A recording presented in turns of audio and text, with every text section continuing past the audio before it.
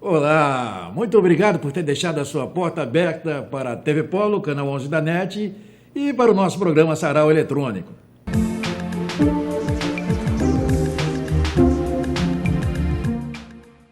Eu vou começar aqui declamando poemas de Bertolt Brecht, né? Poeta e dramaturgo alemão. Elogio da dialética. A injustiça passeia pelas ruas com passos seguros. Os dominadores se estabelecem por 10 mil anos. Só a força os garante. Tudo ficará como está. Nenhuma voz se levanta além da voz dos dominadores. No mercado da exploração se diz em voz alta: agora acaba de começar. E entre os oprimidos, muitos dizem: não se realizará jamais o que queremos.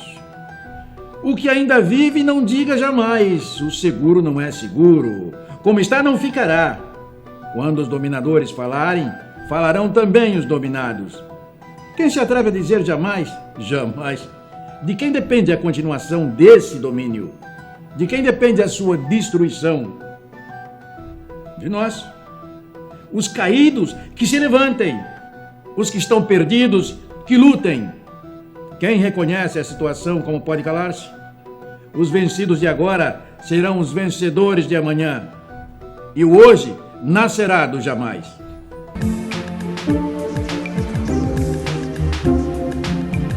Um outro poema de Bertolt Brecht, O Analfabeto Político. O pior analfabeto é o analfabeto político. Ele não ouve, não fala, nem participa dos acontecimentos políticos. Ele não sabe que o custo de vida, o preço do feijão, do peixe, da farinha, do aluguel, do sapato e do remédio dependem das decisões políticas. O analfabeto político é tão burro que se orgulha e estufa o peito dizendo que odeia a política. Não sabe o imbecil que da sua ignorância política nasce a prostituta. Isso, nasce a prostituta, o menor abandonado e o pior de todos os bandidos, que é o político vigarista, pilantra, o corrupto e lacaio dos exploradores do povo.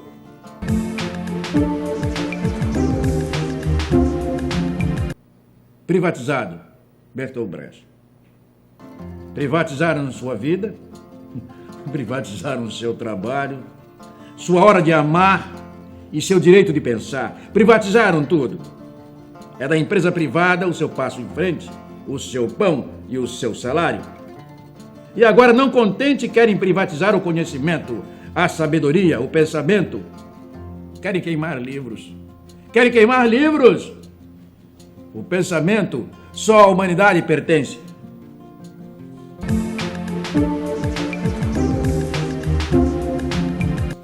O nascido depois, Bertolt Brecht. Eu confesso, eu não tenho esperança.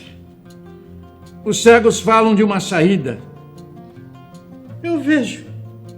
Após os erros terem sido usados como última companhia, à nossa frente senta-se o nada.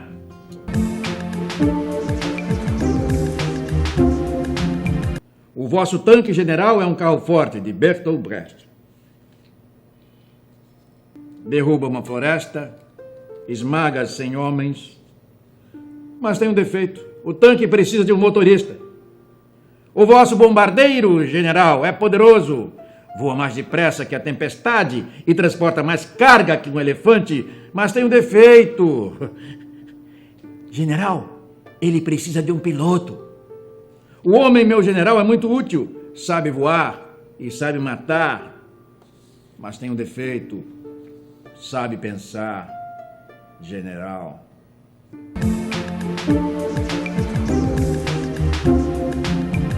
Os Esperançosos, de Brecht. Pelo que esperam? Que os surdos se deixem convencer e que os insaciáveis lhes devolvam algo? Os lobos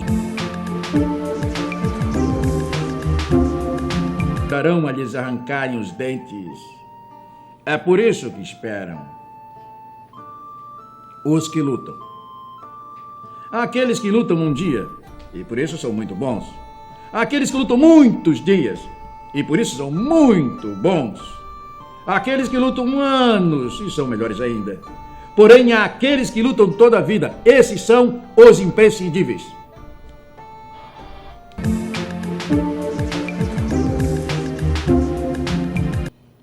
Os maus e os bons. O resto. Os maus temem tuas garras. Os bons se alegram de tua graça.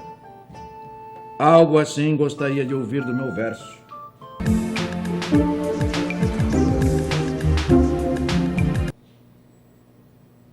Outro poema. Se fôssemos infinitos. Poema curto. Fôssemos infinitos, tudo mudaria. Como somos finitos, muito permanece.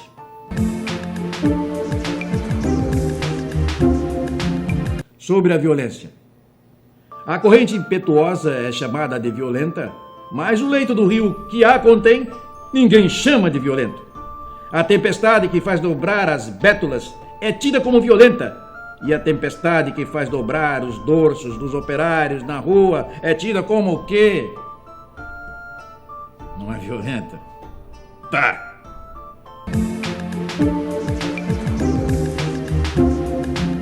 Também o céu. Também o céu às vezes desmorona e as estrelas caem sobre a terra, esmagando-a com todos nós. Isto pode ser amanhã, cuidado.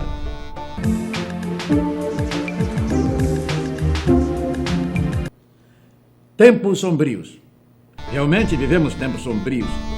A inocência é loucura. Uma fronte sem rugas denota insensibilidade.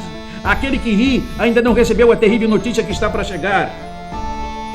Que tempos são estes em que é quase um delito falar de coisas inocentes, pois implica em silenciar sobre tantos horrores.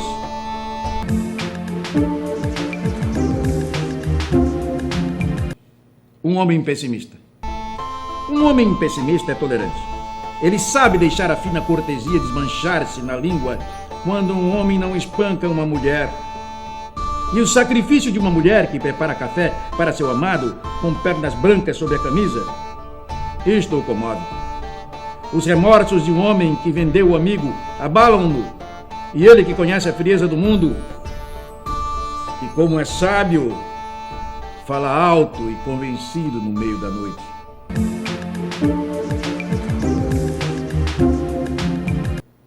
Ouçam, gritos. Um homem se afoga. Em toda parte homens se afogam e ninguém liga para eles. Vocês não caem em si. Eles são nossos irmãos. Eles são homens como nós. Saiam dos seus assentos. Vamos ajudá-los. Um irmão é maltratado e vocês olham para o outro lado. O ferido geme e vocês ficam calados. A violência escolhe a vítima e vocês dizem: a mim não está afetando. Vamos fingir que a gente não vê. Vai, vamos, não olha para ele. Fingidos. Se mexam, parem de fingir. Olhem-se nos espelhos. Mas que seriedade. Que espécie de gente é essa? Não parecem estranhos, parecem tão sensíveis, parecem tão normais. Estranhem o que não for estranho, tomem por inexplicável o habitual, sintam-se perplexos ante o cotidiano. Tratem de achar o remédio para o abuso. Não se esqueçam de que o abuso é sempre a regra. Desconfiai do mais trivial, na aparência simples, singelo, e examinai sobre tudo o que parece habitual.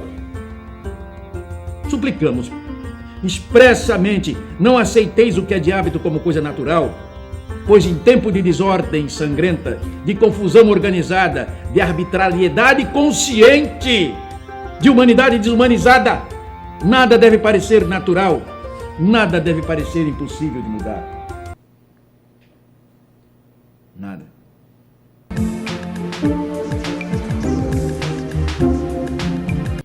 Agora vou ler aqui pequenas histórias da sabedoria sufi, coletadas por Paulo Coelho. Dando o que tem.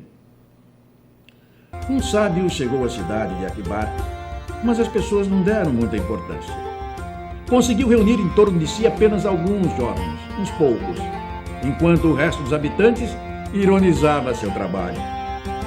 passeava com os poucos discípulos pela rua principal quando um grupo de homens e mulheres começou a insultá-lo, a jogar pedra.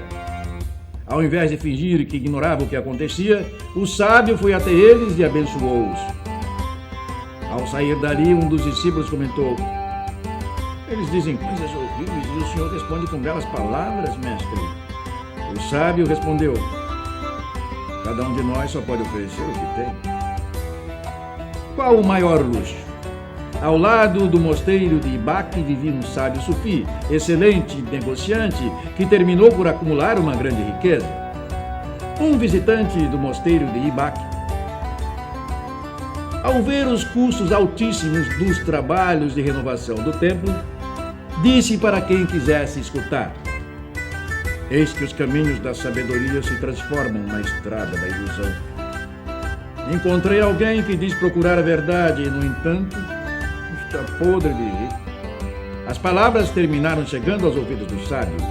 Quando lhe perguntaram o que tinha a dizer, ele comentou: "Eu achava que possuía tudo e acabo de descobrir que me faltava uma coisa.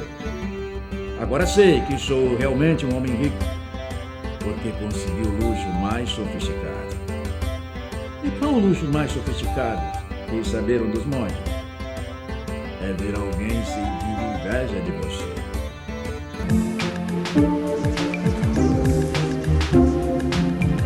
A hora da decisão. Um vendedor de camelos chegou numa aldeia vendendo belos animais por excelente preço. Todos compraram, menos o senhor Giuseppe. Tempos mais tarde, a aldeia foi visitada por outro vendedor, com excelentes camelos, mas com preços bem mais altos. Desta vez, Giuseppe comprou alguns animais. "Você deixou de comprar os camelos quase de graça e agora vai adquiri-los por quase o dobro?" criticaram os amigos. "Ora, aqueles que estavam baratos me eram muito caros, porque na época eu estava com pouco dinheiro", respondeu Giuseppe. "Estes podem parecer mais caros, mas para mim são baratos, já que tenho mais que o suficiente para comprar."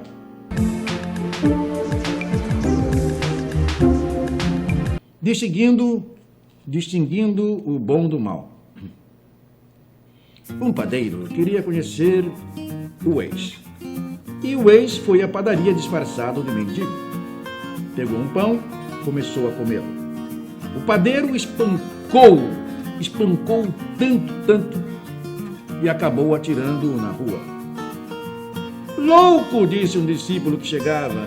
"Não vê que expulsou o mestre que você queria tanto conhecer?" Arrependido, o padeiro foi até a rua e perguntou o que podia fazer para que o perdoasse. O sábio ex pediu que convidasse a ele e seus discípulos para comer. O padeiro levou-os até um excelente restaurante e pediu os pratos mais caros. Disse o mestre o ex para os discípulos no meio do almoço: "Assim distinguimos o homem bom do homem mau. Este padeiro é capaz de gastar 10 moedas de ouro num banquete porque sou célebre, mas é incapaz de dar um pão para alimentar um mendigo com fome." Atente para isso.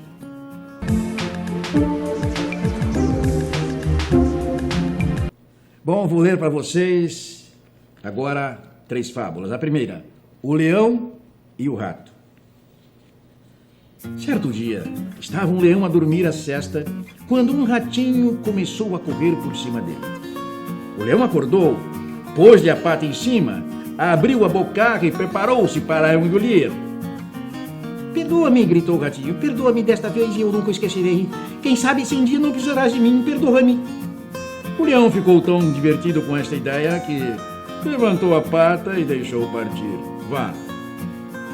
Dias depois, o leão caiu numa armadilha. Como os caçadores o queriam oferecer vivo ao rei, amarraram-no a uma árvore e partiram à procura de um meio para o transportarem. Nisto, apareceu o ratinho. Vendo a triste situação em que o leão se encontrava, roeu as cordas que o prendiam. E foi assim que o ratinho pequenino salvou o rei dos animais. Não devemos subestimar os outros.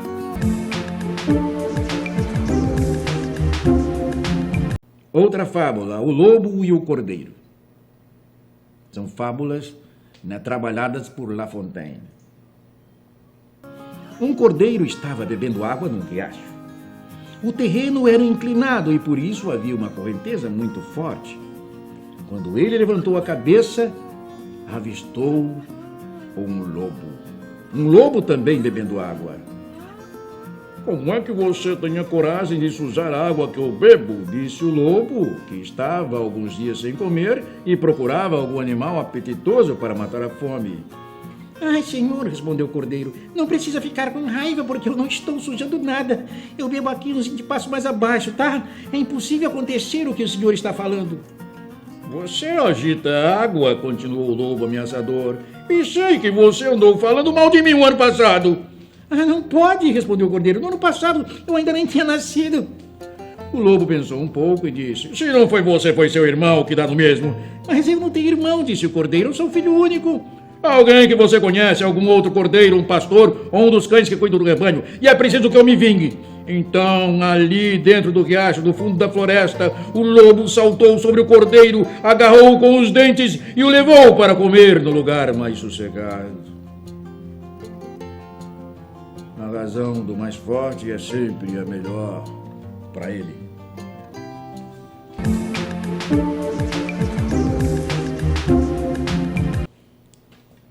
Agora, a fábula final, a raposa e a cegonha.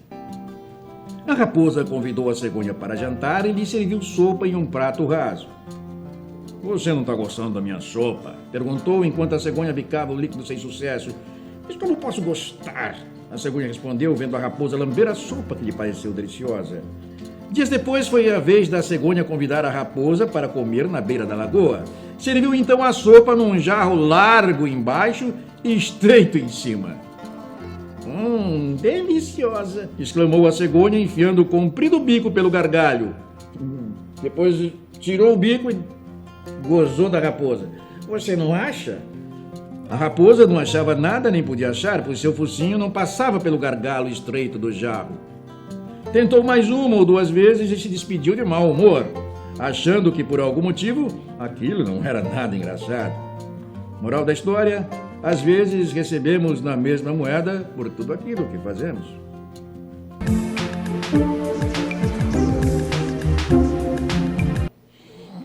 Bem, eu espero que vocês tenham gostado das leituras e declamações de hoje. E deixe sempre a sua porta aberta, porque eu voltarei, hein? Com bem mais histórias interessantes. Saudações poéticas.